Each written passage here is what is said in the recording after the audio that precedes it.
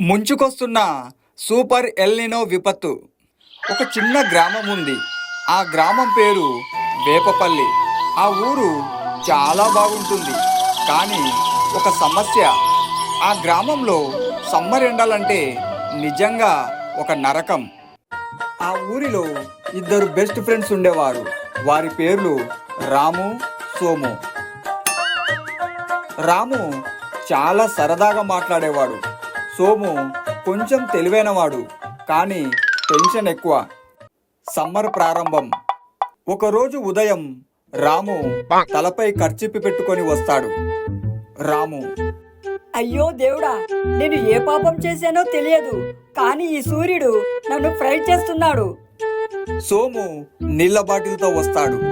అప్పుడు సోము: నువ్వు fry అవ్వలేదురా, roast అవుతున్నావు అని నవ్వుతూ అంటాడు. రాము: రేయ్, ఈ ఎండలు ఎందుకిలా పెరిగిపోయాయి? సోము: ఇది సాధారణ ఎండలు కాదురా, ఇది సూపర్ ఎల్నినో ప్రభావం. రాము: అదేంటి, కొత్త విలనా? సోము: అవును, కానీ సినిమా విలన్ కాదు, ప్రకృతి విలన్ అని అంటాడు. రోజు రోజుకి ఉష్ణోగ్రతలు పెరిగిపోతున్నాయి. నీళ్లు తగ్గిపోయాయి. బావులు కూడా ఎండిపోయాయి. ఒకరోజు రాము: నీళ్ళ కోసం నేను బాటిల్తో వెళ్ళా, తిరిగి వచ్చేసరికి బాటిల్కి కూడా చెమట పట్టిందిరా. సోము: జోక్ చెయ్యకరా, ఇది సీరియస్ విషయం. ఎల్నీలో వల్ల వర్షాలు తగ్గిపోతాయి. రాము: ఎల్నీలో అంటే ఏంటి అని అడిగాడు. సోము ఎక్స్ప్లెయిన్ చేయడం మొదలుపెట్టాడు.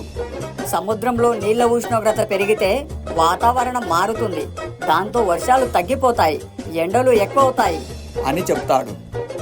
రాము: అంటే సముద్రం హీటర్ ఆన్ చేస్తే మనం ఓవెన్లో కూర్చోవాలా? అని నవ్వుతూ అంటాడు. The next day, ఒకరోజు ఇద్దరు నీళ్ల కోసం లైన్లో నిలబడ్డారు. రాము: ఈ లైన్ చూస్తుంటే ఏమనిపిస్తుందో తెలుసా?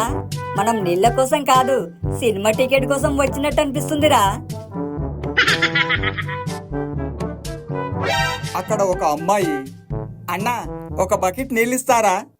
రాము: నీకోసం నా ప్రాణం కూడా ఇస్తా, కానీ బకెట్ నీళ్లు మాత్రం ఇవ్వను. రోజులు గడిచే కొద్దీ పరిస్థితి మరింత కష్టమైంది. చెట్లు ఎండిపోతున్నాయి. పంటలు నాశనమయ్యాయి. జనం కూడా బాధపడుతున్నారు. సోము కన్నీళ్లతో: రే రాము, ఇది దేవుడి శిక్ష కాదు, మన తప్పుల ఫలితం. రాము: మనమే చెట్లు నరికాం, మనమే నీళ్లు వృధా చేశాం.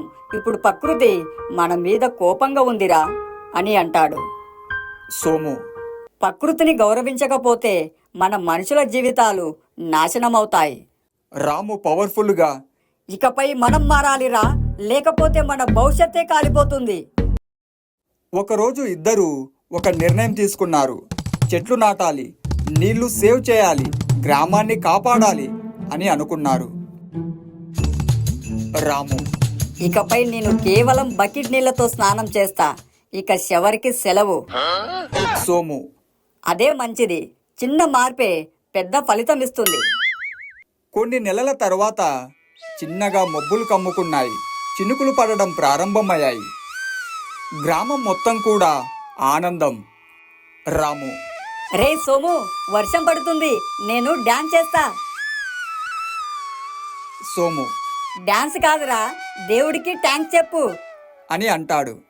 రాము: సూపర్ ఎల్నినో రాకముందే మనం సూపర్ హీరోలం అవ్వాలిరా.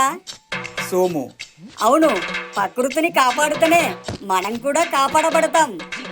కథలో నీతి: ప్రకృతి మనకి జీవితం ఇస్తుంది, మనమే దాన్ని కాపాడాలి. చిన్న మార్పులు పెద్ద భవిష్యత్తునిస్తాయి.